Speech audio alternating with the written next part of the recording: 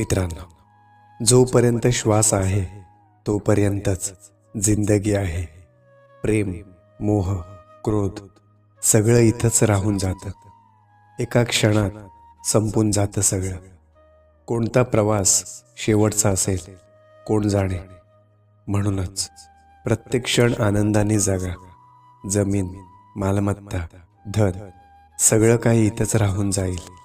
स्वप्नांचा प्रवास कधी थांबेल याची शाश्वती नाही.